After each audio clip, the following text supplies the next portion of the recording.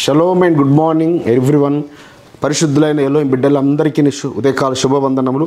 ఈ దిన కృపావాక్యము చూసుకుందాము.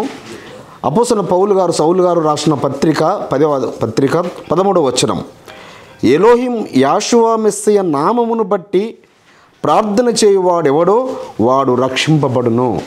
ఇక్కడ రోమా సంఘానికి పత్రిక రాస్తూ అపోస్తలుడైన పౌలు గారు చెప్తున్నారు, ఎలోహిం బిడ్డలారా, ఎవరైతే ఆ యాషువానే ఎలోహిం అని నోటితో ఒప్పుకొని ఆయన మరణము నుంచి సమాధి నుంచి లేచాడని హృదయమున విశ్వసించిన ఎడల వారు రక్షింపబడతారు, వారు ఆయన నామములో రక్షణ పొందుకుంటారు.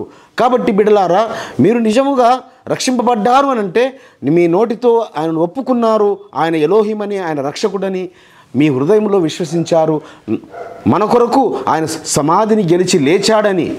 కాబట్టి ఆయన నామమున ప్రార్థన చేయవారే రక్షింపబడతారు. మలాకి గ్రంథంలో 3వ అధ్యాయం 16వ వచనంలో అక్కడ రాయబడినది కదా బిడ్డలారా, ఆయన పరలోకం నుంచి దూతలు చూస్తున్నారట, ఆయన యందు భయభక్తులు కలిగి ఆయన నామమును స్మరించు వారి పేర్లు ఆయన సముఖంలో ఉన్న గ్రంథంలో రాయబడతాయి.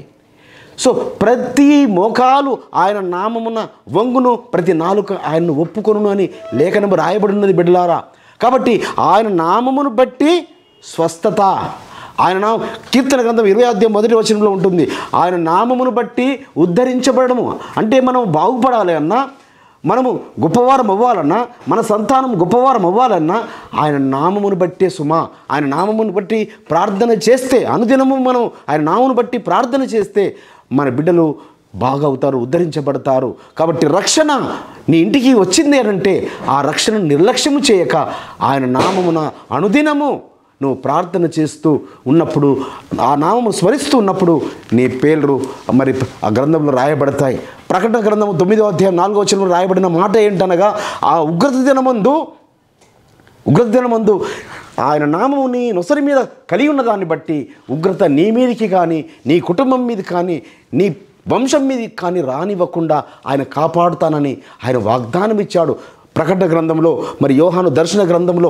కాబట్టి ఆ విధంగా మనము ఆ వాగ్దానములన్నీ స్వతంత్రించుకోవాలనగా అనుదినము ఆయన నామమును స్మరించాలి, ఆయన నామము ప్రకటించాలి, ఆయన నామమును ప్రార్థన చేయాలి, ఆయన నామమును అనేకులకు తెలియపరచాలి. ఆ పరిశుద్ధమైన యాషువా మెస్సయ నామమును అట్టి కృప పరమ తండ్రి మనందరికీ అనుగ్రహించునుగాక. ప్రార్థించుకుందాం. పరిశుద్ధమైన తండ్రి, అవును నాయన, ఎవరైతే మీరే ఎలోహిమని ఒప్పుకొని యాషువా మెస్సయ నామమును విశ్వసిస్తారో, ఆ నామమును బాప్తిసం పొందుకుంటారో వారు రక్షింపబడి వారని, వారు ఉద్ధరించబడేవారని, వారు స్వస్థతనందుకునేవారని, వారు దీవించబడేవారని మీ సముఖంలో గ్రంథంలో వారి పేర్లు రాయబడతాయని ఇచ్చిన వాగ్దానాలు అన్నిటిని బట్టి మీకు స్తోత్రములు చెల్లిస్తూ యాషువా మెస్సయ నామమున స్తుతించి ప్రార్థించి వేడుకుంటున్నాం పరమ తండ్రి, ఆమేన్.